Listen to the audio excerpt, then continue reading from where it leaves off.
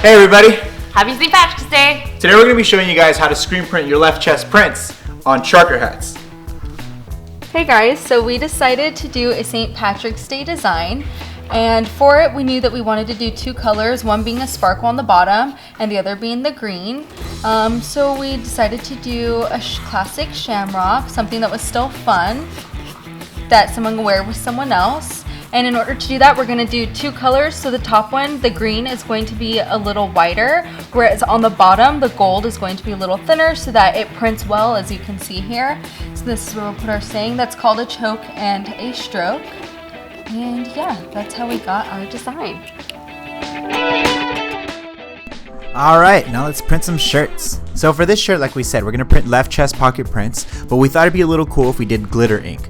The only thing about glitter ink that's a little bit tricky is that it's really watery, so when we do it specifically, I like to hit it about 2 or 3 times to make sure I have a nice and even coverage over the shirt.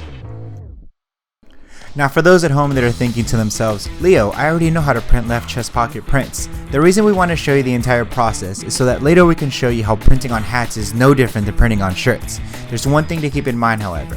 When you're printing on shirts or when you're printing on hats, between the prints you want to make sure that you flash cure so that it's dry to the touch before you print the next color, but you also want to make sure that it cools down before you print the next colors on top of it.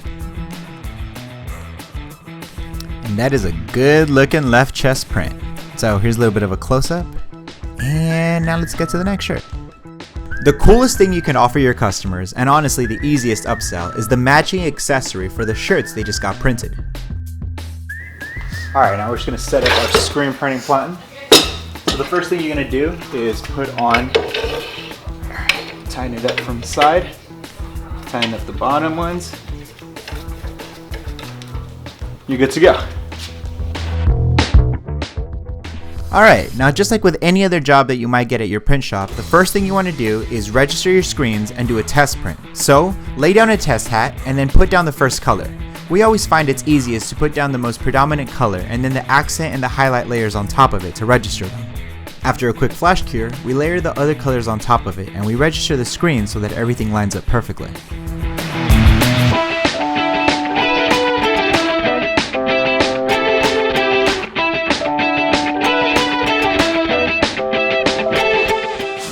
Alright, test hat's looking good, now let's move on to the real thing.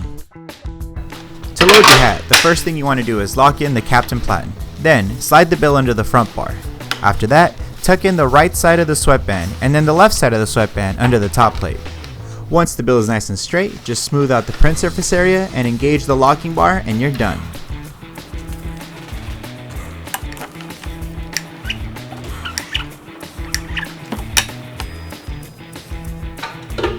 And just like a t-shirt, you're going to flash cure between colors for a few seconds. Check to see that the color is dry to the touch and you're ready to go. But as always, be careful when you're handling heat, especially not to touch the metal parts of the Platen.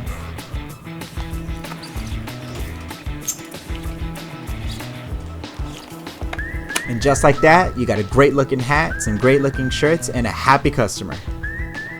And that's it everybody. Thank you so much for following along. Make sure you like this video and subscribe to the channel if you haven't already. We're going to be doing a ton of videos on how to screen print and DTG some really cool stuff around the shop. Definitely, and make sure you comment down below letting us know what you would screen print on a hat using the Captain Platen for screen printing, and maybe we'll use your idea in our next video.